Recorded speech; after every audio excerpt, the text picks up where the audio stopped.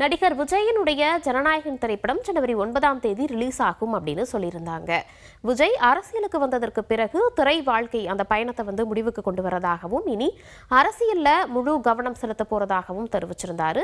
இதனையடுத்து ஜனநாயகன் படம் அவரது கடைசி படமாக 69வது படமாக அமைஞ்சிருந்தது. இந்த படத்தை வினோத் இயக்கியிருக்காரு. படத்துல மம்தா பஜ்ஜு, பூஜா ஹெக்டே, பிரியாமணி, பிரகாஷ் ராஜ் அப்படின்னு நிறைய திரை பிரபலங்களும் நடிச்சிருக்காங்க. கடைசி படம் அப்படிங்கிற காரணத்தினால ரசிகர்கள் மத்தியில பெரும் எதிர்பார்ப்பை ஏற்படுத்துகிற ஒரு படமாக தான் ஜனநாயகன் இருந்தது. ஜனநாயகன் வெளியாகிறதுல தொடர்ந்து சிக்கல் அப்படிங்கிறது நீடிச்சு வருது. தீர்ப்பை எதிர்பார்த்திருந்த ரசிகர்களுக்கு மறுபடியும் இடியையும் இறக்கியிருக்காங்க உயர்நீதிமன்றம். இந்த நிலையில என்ன தீர்ப்பு, வழக்கினுடைய நிலையெல்லாம் என்ன இருக்கு அப்படின்னு திரைப்பட வழக்கு கடந்து வந்த பாதை குறித்து பார்க்கலாம். ஜனநாயகன் திரைப்படத்தை பொறுத்த வரைக்கும் கடந்த டிசம்பர் மாதம் 19ஆம் தேதி ஜனநாயகன் படத்துல சில மாற்றங்களுடன் UA சான்றிதழ் வழங்க மத்திய தணிக்கை குழு பரிந்துரைக்கிறாங்க. அதன்படி அவங்க சஜஸ்ட் பண்ண சில சேஞ்சஸையும் செஞ்சுட்டு கடந்த மாதம் 24ஆம் தேதி படக்குழு என்ன பண்றாங்கன்னா இந்த படத்தை மறுபடியும் சமர்ப்பிக்கிறாங்க. இதையடுத்து டிசம்பர் 29ஆம் தேதி UA சான்றிதழ் வழங்க சம்மதமும் தெரிவிக்கப்படுது. திடீர்னு படத்துல ராணுவம் தொடர்பான காட்சிகள் எல்லாம் இடம்பெற்றிருக்கு அப்படின்னு புகார் வந்திருக்கிறதாக கூறி படத்தை மறு ஆய்வு குழுவுக்கு கடந்த 6ஆம் தேதி தணிக்கை குழு தலைவர் அனுப்பியிருந்தாரு. இதை எதிர்த்து ஜனநாயகன் தயாரிப்பு குழு நீதிமன்றத்தையும் நாடுறாங்க.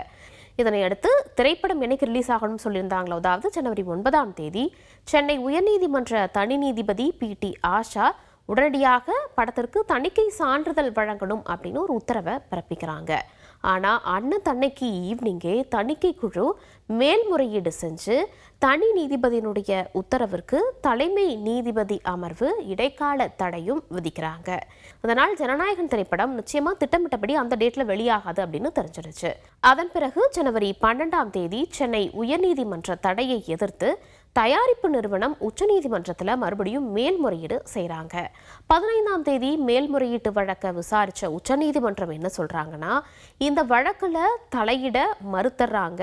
மேலும் உயர்நீதிமன்றமே இந்த வழக்கை விசாரிக்கவும் அறிவுறுத்துறாங்க.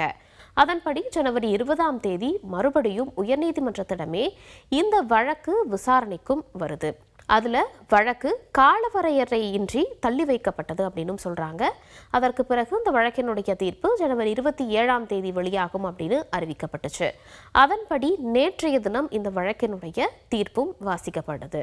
அதில் என்ன விஷயங்கள் குறிப்பிட்டிருக்காங்கன்னா, படத்திற்கு உடனடியாக சான்றிதழ் வழங்க உத்தரவிட்ட தனி நீதிபதி PT ஆஷாவினுடைய உத்தரவை எதிர்த்து தணிக்கை வாரியத்தினுடைய அந்த மேல்முறையீட்டை நீதிமன்றம் ஏற்றிருக்காங்க.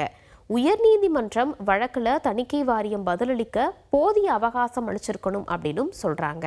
அதாவது அவகாசம் கரெக்டாக நீங்கள் கொடுக்கல அப்படிங்கிறத தான் இதை சொல்கிறாங்க. இந்த முறை தணிக்கை வாரியத்திற்கு போதுமான அந்த டைம் பீரியட், டியூரேஷன் அப்படிங்கிறது கொடுக்கணும்னு உத்தரவையும் பிறப்பிக்கிறாங்க. அதோடு படத்தில் பாதுகாப்பு படை சின்னங்கள் பயன்படுத்தப்பட்டிருக்கு.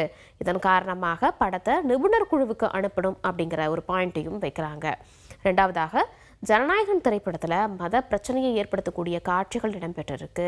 வெளிநாட்டு சக்திகள் இந்தியாவில் மத பிரச்சனையை ஏற்படுத்தக்கூடிய வசனங்கள் ஜனநாயகன் படத்தில் இருக்கு அப்படின்னும், மத அடையாளங்களை அவதூறு செய்யக்கூடிய எந்த ஒரு விஷயத்தையும் நிச்சயமாக ஏற்க முடியாது அப்படின்னு சென்னை உயர்நீதிமன்ற தலைமை நீதிபதி அமர்வு கண்டனமும் தெரிவிச்சிருக்காங்க. எனவே இந்த வழக்கை சென்னை உயர்நீதிமன்ற தனி நீதிபதி PT ஆஷாவே மறுபடியும் விசாரிக்க சென்னை உயர்நீதிமன்றம் உத்தரவை பிறப்பிக்கிறாங்க. அதே போல தணிக்கை வாரிய வழக்கில் தலைமை நீதிபதி ஸ்ரீவஸ்தவா, அருள்முருகன் ஆகியோர் அமர்வுதான் இந்த மேற்கூறிய தீர்ப்பையுமே வழங்கியிருக்காங்க. சென்னை உயர்நீதிமன்ற உத்தரவை அடுத்து மேலும் ஜனநாயகன் திரைப்படத்தினுடைய அந்த வெளியீடு அப்படிங்கிறது தள்ளி போயிருக்கிறத நம்மளால பார்க்க முடியுது. இனிமேல் இந்த வழக்கை பொறுத்த வரைக்கும் தணிக்கை வாரியம் கோரியபடி படத்தை மறு ஆய்வுக்கு உட்படுத்துவதற்கான வாய்ப்புகள் அதிகமாக இருப்பதாகவும் சொல்லப்படுது. இந்த வழக்கை மறுபடியும் முதல்ல இருந்து விசாரித்து என்னென்ன மாற்றங்கள் நடக்க போகுது, படத்திற்கு என்ன சான்றிதழ் வழங்க போகிறாங்க, அதே போல் படத்தில் அந்த குறிப்பிட்ட காட்சிகளை நீக்க போகிறாங்களா, என்ன மாதிரியான வெளியீட்டு தேதி அறிவிக்க போகிறாங்க அப்படிங்கிறத நம்ம பொறுத்திருந்து தான் பார்க்க முடியும்.